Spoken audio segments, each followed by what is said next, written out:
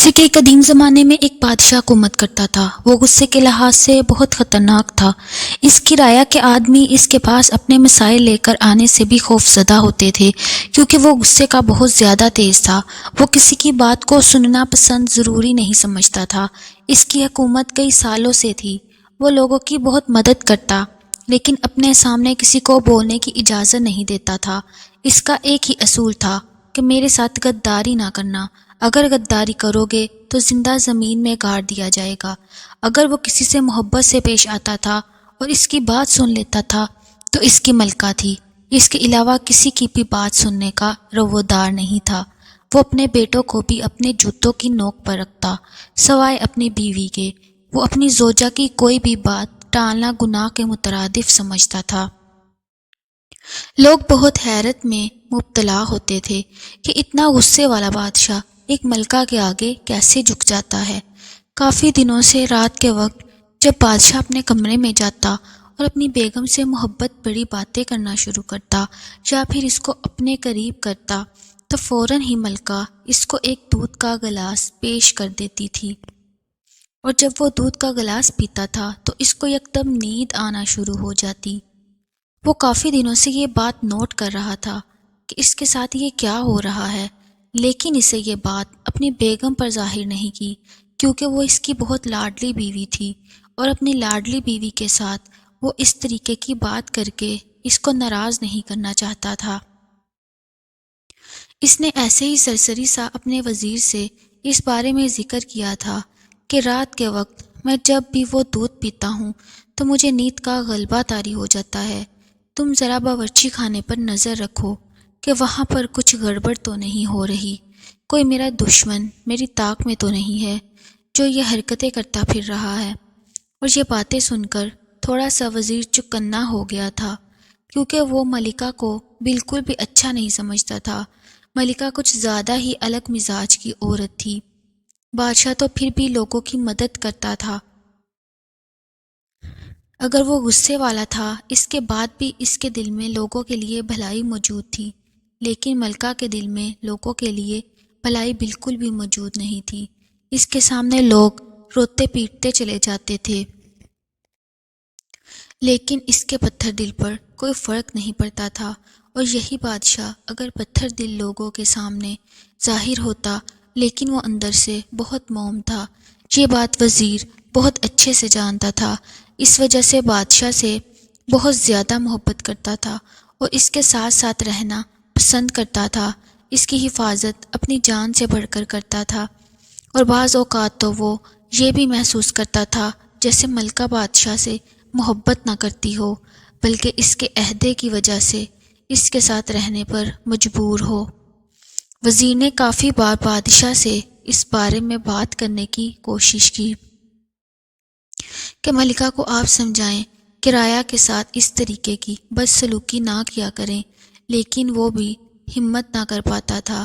سب لوگ ہی جانتے تھے کہ بادشاہ اپنی بیگم سے کتنی محبت کرتا ہے۔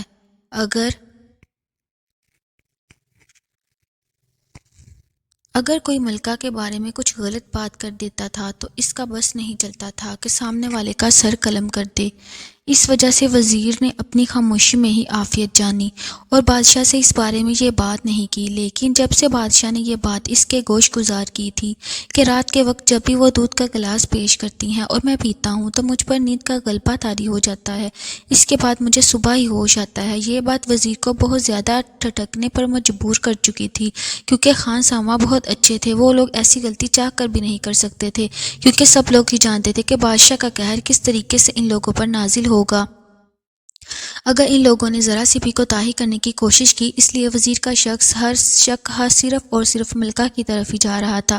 یہی چیز اس کو بے چین کر گئی تھی، کیونکہ وزیر کسی بھی قیمت پر بادشاہ کو نہیں کھونا چاہتا تھا۔ اس کی سلطنت بہت سکون میں تھی۔ وزیر نے دماغ میں اپنی منصوبہ بندی تیار کر لی۔ رات کے وقت بادشاہ کے کمرے میں دودھ جائے گا، اس کے بعد سے وہ ملکہ پر نظر رکھے گا۔ آخر اس دودھ کو پلانے کے بعد ایسا کیا کرتی ہے جس کی وجہ سے بادشاہ پر نیند کا غلبہ طاری ہو جاتا ہے۔ وزیر کو بہت بے چینی کے ساتھ صرف اور صرف رات کا انتظار تھا، اور جیسے ہی رات ہوئی اور ایک ملازم بادشاہ کے کمرے میں جھانکنے لگا، بادشاہ اپنی بیگم سے باتیں کر رہے تھے، لیکن وہ ان کی باتوں کو بیچ میں کاٹ چکی تھی اور دودھ کا گلاس پیش کر دیا۔ وزیر یہ ساری کارروائی بہت غور سے دیکھ رہا تھا۔ اس کے لیے یہ بات بہت عجیب تھی کہ بادشاہ کی بات کو کاٹ کر انہوں نے وہ دودھ پیش کیا۔ یقیناً انہیں کس بات کی بہت زیادہ جلدی تھی۔ بادشاہ کافی زیادہ ناراض ہوا تھا کہ اس کی بات کو کیوں بیچ میں کاٹ دیا گیا ہے، لیکن اس کی کافی لاڈلی بیگم تھی، اس وجہ سے وہ چند منٹ میں ہی پگھل گیا اور وہ دودھ کا گلاس لبوں سے لگا کر گھٹا گھٹ پی گیا، اور بادشاہ کے کہنے کے مطابق ٹھیک تھوڑی دیر بعد ہی اس پر نیند کا ایسا غلبہ طاری ہوا کہ وہ بالکل ہی ہاتھ سے بیگانہ ہو گیا اور ایک طرف لیٹ کر سو گیا۔ جب یہ منظر وزیر نے دیکھا تو اس کو مکمل طور پر اس بات کا یقین ہو گیا۔ یقیناً دودھ کے اندر کوئی ایسی چیز ملائی گئی ہے جس کی وجہ سے بادشاہ پر نیند کا غلبہ طاری ہو گیا تھا۔ اچانک ہی ملکہ اپنی جگہ سے اٹھی اور ایک بہت بڑی سی چادر خود کے ارد گرد لپیٹ کر بنا کسی کی پرواہ کیے محل کے پیچھے دروازے کی جانب بڑھ گئی۔ جب یہ منظر وزیر نے اپنی آنکھوں سے دیکھا تو وہ سمجھ چکا تھا کہ ملکہ یقیناً کچھ غلط کرنے جا رہی ہے، جس کی وجہ سے وہ اتنی احتیاط کر رہی ہے۔ وہ فوراً ہی ملکہ کے پیچھے گیا اور دیکھنے لگا آخر وہ ایسی کون سی جگہ پر جاتی ہے جس کی وجہ سے انہیں بادشاہ کی نیند کی گولیاں دینا پڑتی ہیں۔ وہ قدم بقدم چلتے ہوئے ایک کچی بستی کی طرف جا رہی تھی، اور جبکہ وزیر بھی کافی احتیاط کے ساتھ اس کے پیچھے پیچھے چل رہا تھا۔ ملکہ کو بار بار محسوس ہو رہا تھا جیسے ان کے پیچھے کوئی ہے، اس وجہ سے وہ بار بار مڑ کے دیکھنے کی کوشش کر رہی تھی، لیکن ان کو کوئی نظر نہیں آ رہا تھا۔ وہ ایک خستہ حال گھر کے اندر داخل ہو گئی۔ وزیر بھی خاموشی سے اس گھر کے اندر آ گیا تھا اور دروازے کی اوٹ میں چھپ کر اندر کا منظر دیکھنے لگا۔ ملکہ نے اندر جاتے ہی اپنی چادر کو ایک جانب رکھ دیا تھا اور مزید اندر کی جانب بڑھی تھی۔ یہ سب منظر وزیر اپنی آنکھوں سے دیکھ رہا تھا۔ انہوں نے دیکھا کہ وہ ایک آدمی کی جانب بڑھی ہے جو ملیشیا کی طرح پشت کیے بیٹھا ہے۔ وہ کافی سے زیادہ حیران تھا کہ ملکہ آج اکیلے کس سے ملنے کے لیے آئی ہیں۔ اس کو لگ رہا تھا یقیناً کوئی مخالف ہے جس کی وجہ سے ملکہ اپنے بادشاہ کے ساتھ غداری کر رہی ہے اور ان کو ملکی راز بتانے کے لیے آئی ہے۔ لیکن وزیر کے اوسان خطا ہو گئے جب انہوں نے سامنے ملکہ کو اس کے ماتھے پر جھکتے ہوئے دیکھا۔ مزید کی آنکھیں پھٹنے کے قریب تھیں، اور جب وہ آدمی پلٹا تو وہ حیران رہ گیا کیونکہ وہ تو ایک غریب مزدور تھا جس کے ماتھے پر ملکہ نے بوسہ دیا تھا۔ یہ سب کچھ بہت حیرت انگیز تھا کیونکہ وہ تصور بھی نہیں کر سکتا تھا کہ ایک سلطنت کی ملکہ ایک مزدور کے ماتھے پر بوسہ دے سکتی ہے۔ وہ بہت غور سے سارا منظر دیکھنے لگے تھے۔ اچانک ہی ان کی دونوں میں غلط کاریاں شروع ہو گئی تھی۔ یہ عمل وزیر کے اوسان خطا کرنے کے در پہ آ گیا تھا، اور دیکھتے ہی دیکھتے وہ دونوں مکمل طور پر برہنہ ہو کر ایک دوسرے سے چمٹ گئے تھے۔ یہ عمل وزیر کے لیے بہت حیرت انگیز تھا اور فوراً ہی وہاں سے پلٹ گیا کیونکہ ابھی وہ کسی بھی طور پر اندر جا کر کوئی ہنگامہ نہیں کرنا چاہتا تھا۔ اگلے روز کا اسے بے صبری سے انتظار تھا۔ جیسے ہی اگلا روز ہوا اس نے فوراً ہی بادشاہ سے بات کرنی چاہی، لیکن وہ اپنے دربار میں کافی سے زیادہ مصروف تھے اور وزیر کی بات کو سننے کا موقع نہیں مل رہا تھا۔ بادشاہ کافی دیر سے یہ چیز نوٹ بھی کر رہے تھے کہ وہ وزیر کافی اضطرابی کیفیت کا شکار ہے، لیکن ان کی مصروفیت اتنی تھی کہ وہ اس سے بات کرنے کا ٹائم نہیں نکال پا رہے تھے۔ لیکن انہوں نے یہ بہت زیادہ ہی انہیں اضطرابی کیفیت کا شکار دیکھا تو سارے کاموں کو سے پشت ڈالا اور وزیر کو بلا کر ان سے دریافت کرنے لگے کہ آخر تمہیں ایسی کیا بات کرنی ہے جس کی وجہ سے تمہارے چہرے پر پریشانی ہے، مجھے بتاؤ تمہارا آخر مسئلہ کیا ہے۔ مزید وزیر کہنے لگا، بادشاہ سلامت جان کے امان پاؤں تو عرض کرنا چاہتا ہوں۔ بادشاہ نے اجازت دی تو بولو کیا بات ہے۔ وہ کہنے لگا، بادشاہ سلامت، کل دن میں جب آپ نے مجھے یہ بات بتائی تھی کہ آپ جب بھی رات کو اپنی بیگم کے ہاتھ سے لیا ہوا دودھ کا گلاس پیتے ہیں تو آپ پر نیند کا غلبہ طاری ہو جاتا ہے اور صبح کے وقت ہی آپ کی آنکھ کھلتی ہے، اس وجہ سے مجھے ایک شک ہوا تھا شاید ملکہ آپ کے ساتھ غداری کر رہی ہیں، اس وجہ سے میں نے ان پر نظر رکھی تھی۔ کمرے میں جب دودھ آیا تھا اور جب انہوں نے آپ کو پیش کیا تھا تب تک ان پر نظر رکھی ہوئی تھی۔ جیسے ہی آپ پر نیند کا غلبہ طاری ہوا، ملکہ ایک بڑی سی چادر اوڑھ کر پیچھے کے دروازے سے ایک خستہ حال گھر میں گئی تھی جو کچی آبادی میں موجود تھا۔ وہاں پر ایک غریب مزدور رہتا تھا جس کے ساتھ ملکہ غلط کاری کر رہی ہے۔ میں یہ تمام کارروائی اپنی آنکھوں سے دیکھ کر آیا ہوں۔ جبکہ یہ بات سن کر بادشاہ کو اپنی رگیں پھولتی ہوئی محسوس ہو رہی تھیں۔ وزیر واضح طور پر ان کے چہرے پر غصہ دیکھ رہا تھا۔ ان کا بس نہیں چل رہا تھا، بلکہ انہوں نے کہا کہ میں پوری تصدیق کروں گا، اس کے بعد ہی کسی فیصلے پر پہنچوں گا۔ اس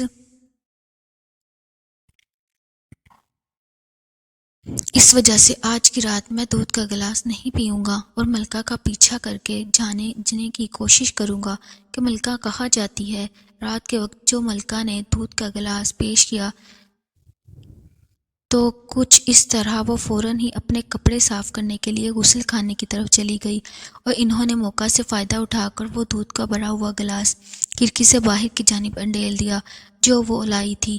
انہوں نے دیکھا کہ بادشاہ وہ گلاس ختم کر چکے ہیں اور ہر روز کی طرح انہوں نے ایسا ظاہر کیا کہ ان پر نیند کا غلبہ طاری ہوا ہے اور چند ہی منٹ میں انہوں نے ایسا ناٹک کیا کہ وہ نیند کی آغوش میں جا چکے ہیں اور ہر روز کی طرح ملکہ نے اپنا وہی طریقہ اپنایا۔ اپنے گرد ایک اچھی سی چادر لپیٹ کر محل کے پچھلی جانب سے کچی آبادی کی جانب نکل پڑی اور آج بادشاہ اور وزیر دونوں ہی ان کے پیچھے تھے اور جب انہوں نے وزیر کے کہنے کے مطابق ملکہ کو ایک خستہ حال گھر میں جاتے ہوئے دیکھا تو ان کو بہت تکلیف ہوئی۔ ان کی بیوی ان کے ساتھ دھوکہ کر رہی تھی اور انہیں اس بات کا علم ہی نہیں تھا، اور جب انہوں نے وہ چیز اپنی آنکھوں سے دیکھی، اپنی بیوی کو غریب مزدور کے ساتھ غلط کاری کرتے ہوئے، ان کو اپنی رگیں پھولتی ہوئی محسوس ہوئیں۔ ان کا بس نہیں چل رہا تھا اندر جائیں اور دونوں کا سر قلم کر دیں، لیکن اس وقت انہوں نے اپنے غصے پر قابو پایا اور محل کی جانب لوٹ گئے۔ اگلے روز انہوں نے فوراً ہی وزیر کو حکم دیا اس غریب مزدور کو محل کے اندر لایا جائے۔ وہ کافی توہم المزاجی کے ساتھ یہ تمام کارروائی کر رہے تھے، جبکہ وزیر کافی حیران تھا کہ بادشاہ کو چاہیے تھا کہ اس وقت ہی اندر جاتے اور اپنی بیوی اور اس مزدور کا سر قلم کر دیتے، لیکن انہوں نے ایسا کچھ نہیں کیا تھا، بلکہ وہ بہت تحمل مزاجی کے ساتھ تمام کارروائی کر رہے تھے۔ انہوں نے فوراً ہی جب وزیر کو حکم دیا تو ان کا حکم فوراً ہی بجا لایا اور اس غریب مزدور کو محل میں طلب کر لیا گیا۔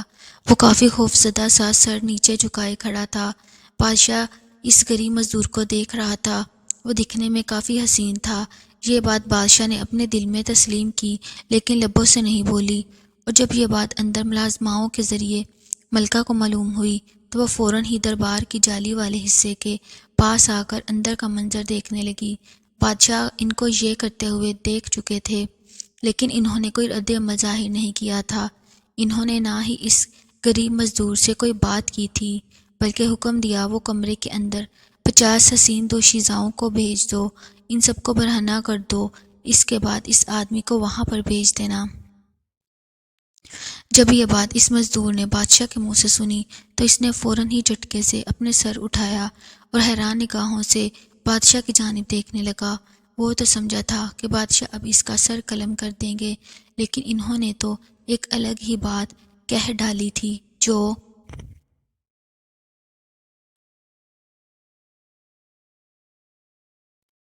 جو کہ ملکہ بہت زیادہ حیران ہو گئی تھی کہ ایسا کیوں کر رہے ہیں بادشاہ۔ اگر انہیں سچائی کا علم ہو گیا ہے تو اب تک تو ان کو اس مزدور کا سر قلم کر دینا چاہیے تھا، بلکہ میرا بھی سب کے بیچ ایسا ہی حال ہونا چاہیے تھا۔ لیکن بادشاہ نے ایسا کچھ نہیں کیا، بلکہ وہ اس کو ایک کمرے کے اندر بھیج رہے تھے جہاں پر 50 حسین دوشیزہ برہنہ تھی۔ یہ چیز ملکہ کو آگ لگا رہی تھی۔ اس کا بس نہیں چل رہا تھا کہ وہ اندر جائے اور اس سوال کا جواب بادشاہ سے طلب کرے کہ وہ ایسا کیوں کر رہے ہیں، لیکن جب اس کی نظر اس مزدور کے چہرے کی جانب پڑی تو وہ حیران ہو گئی کہ اس کے چہرے کی چمک ہی الگ ہو گئی تھی۔ وہ اب تک خوفزدہ سا کھڑا ہوا تھا، اب تھوڑا مسکرا کر بادشاہ کی جانب دیکھ رہا تھا۔ وزیر کی جانب وہ دوبارہ متوجہ ہوئے اور کہنے لگے، جاؤ وزیر، فوراً اس مزدور کو اس کمرے کے اندر بھیج دو، میں تمہیں حکم دیتا ہوں۔ جبکہ وزیر کافی سے زیادہ الجھ گیا تھا، اس نے حیران آنکھوں سے بادشاہ کی جانب دیکھا اور بولنے لگا، بادشاہ سلامت، آپ یہ کیا بول رہے ہیں، جبکہ ہم نے تو اس کو کسی اور وجہ سے یہاں پر طلب کیا ہے۔ بادشاہ یکدم ہی گرج کر کہنے لگے، جتنا میں نے کہا ہے اس بات کی پیروی کی جائے۔ اگر مجھ سے سوال کرو گے تو تمہارے لیے نقصان ہوگا، اس کو سزا دینے کی بجائے میں تمہیں بھی دے سکتا ہوں۔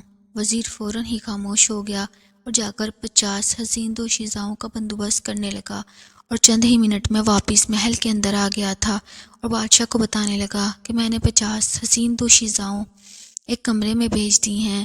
اب اس مزدور کو وہاں سے بھیجنا ہے۔ جب یہ بات بادشاہ نے سنی تو انہوں نے نگاہیں اٹھا کر اس مزدور کی جانب دیکھا، پوچھنے لگے تمہیں کوئی اعتراض تو نہیں ہے وہاں جانے میں چاہتا ہوں کہ تم تھوڑی دیر سکون کی لذت محسوس کر لو، اس وجہ سے میں تمہارے لیے یہ سب کر رہا ہوں۔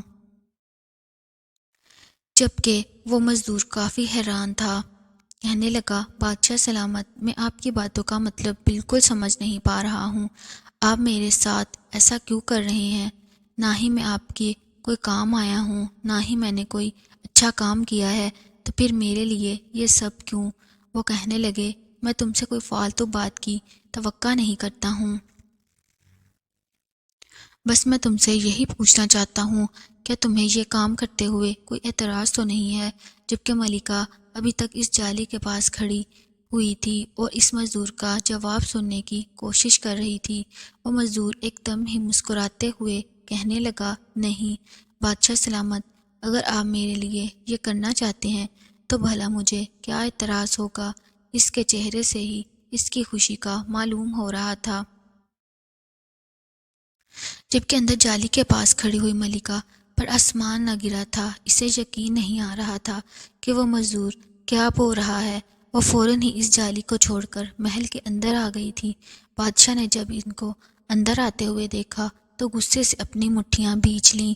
ان کے لیے سب کچھ بہت ناقابل برداشت تھا۔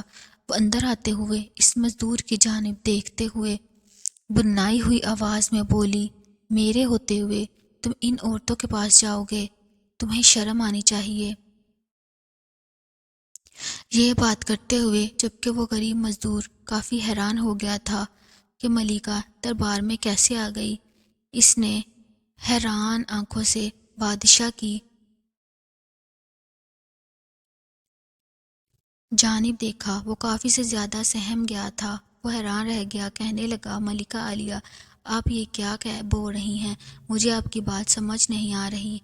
اور اس کے گریبان کو جھنجھوڑتے ہوئے ملکہ کہنے لگی زیادہ یہاں پر بننے کی ضرورت نہیں ہے۔ تمہاری ہمت کیسے ہوئی میرے ہوتے ہوئے ان 50 دوشیزاؤں کے قریب جانے کا، سوچنے کی بھی؟ جبکہ یہ رد عمل بادشاہ کافی گہری نگاہوں سے دیکھ رہے تھے اور وہ مزدور خود کو چھڑوانے کی ہر ممکن کوشش کر رہا تھا اور خود سے بار بار بادشاہ کی جانب دیکھتے ہوئے کہنے لگا نہیں ملکہ، میں آپ کو نہیں جانتا ہوں، اب میرے بارے میں اس طریقے کی باتیں کیوں کر رہی ہیں؟ وہ بہت زیادہ اجنبی جیسا برتاؤ کر رہا تھا اور یہی چیز ملکہ کو بہت حیران کر رہی تھی، لیکن بادشاہ جانتا تھا اس کی خوف سے یہ سب کچھ کر رہا ہے۔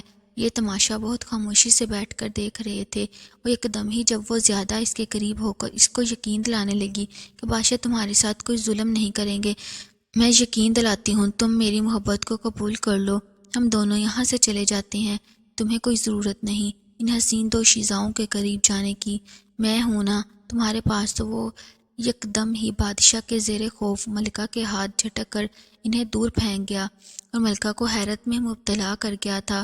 ملکہ وہ حیران نگاہوں سے اس مزدور کی جانب دیکھنے لگی تھی، اس نے ایسا کیوں کیا ہے؟ جبکہ بادشاہ کے لیے تمام عمل بہت ناقابل برداشت تھا۔ وہ یکدم ہی اپنی جگہ سے اٹھے اور گرجتی ہوئی آواز میں اس مزدور کی جانب دیکھتے ہوئے کہنے لگے تمہاری ہمت کیسے ہوئی ہمارے محل میں ہمارے سامنے ہماری ملکہ کو جھٹکنے کی؟ سپاہیوں فوراً انہیں بندی بنایا جائے۔ اور بادشاہ کا حکم فوراً ہی بجا لایا گیا اور اس کو گھٹنوں کے بل بٹھا دیا گیا، جبکہ ملکہ ابھی تک زمین دوز ہوئی تھی۔ بادشاہ قدم بہ قدم چلتے ہوئے اپنی نشست سے ملکہ کے قریب آئے اور ان کو دونوں بازوؤں سے پکڑ کر کھڑا کیا اور ان کی آنکھوں میں دیکھ کر کہنے لگے تم ہمارے محل کی ہی نہیں بلکہ ہمارے دل کی بھی ملکہ تھی۔ ہمیں اپنی آنکھوں پر کل رات یقین نہیں آیا تھا جب ہم نے آپ کو اس غریب مزدور کے ساتھ غلط کاری کرتے ہوئے دیکھا تھا۔ ہمارے لیے وہ عمل کسی اذیت سے کم نہ تھا، اور آج جو آپ نے بڑے دربار کے اندر ہمیں چھوڑ کر اس غریب مزدور کا ساتھ دیا تو ہمیں بہت تکلیف ہوئی۔ ہم تمہارے ساتھ اب مزید اپنی زندگی کو برباد نہیں کر سکتے۔ جبکہ بادشاہ کے الفاظ کافی دکھ بھرے تھے، اور دیکھو اس نے تمہارے ہوتے ہوئے بھی 50 دوشیزاؤں کا سنتے ہی اپنی کایا پلٹ لی۔ اور ان کی جانب جانے کے لیے راضی ہو گیا، اور ہم کسی اور کی جانب دیکھنا بھی گوارا نہیں کرتے، کیونکہ آپ سے ہم بے انتہا محبت کرتے ہیں، لیکن اب سے سوائے نفرت کے اور کچھ نہیں کرتے، اور ہمارے ساتھ غداری کرنے والوں کو آپ جانتے ہیں ہم کسی صورت معاف نہیں کرتے۔ اس لیے انسان کا سر قلم کرنے کا حکم دیتے ہیں، اور ایک دم ہی انہوں نے نگاہ بدل کر اپنے سپاہیوں کی جانب دیکھا، اور جو بات انہوں نے کہی وہ سب کے لیے حیران کن تھی۔ مزید کہنے لگے، ہم ملکہ کو بھی اپنی نشست سے ہٹا کر سل قلم کرنے کا حکم دیتے ہیں، اور وہ یہ بات بول کر وہاں سے جا چکے تھے۔ اس واقعے سے یہ بات ثابت ہوتی ہے، کبھی بھی کسی اجنبی کی خاطر بہت محبت کرنے والے شخص کو ٹھکرانا نہیں چاہیے۔ اگر ہم ایسا کرتے ہیں تو ساری دنیا کے سامنے وہی اجنبی شخص ہمیں ٹکرا دیتا ہے، اور ہم کہیں کے نہیں رہ پاتے۔ ناظرین، ایسی مزید ویڈیوز کے لیے ہمارے چینل کو ضرور سبسکرائب کریں۔ شکریہ۔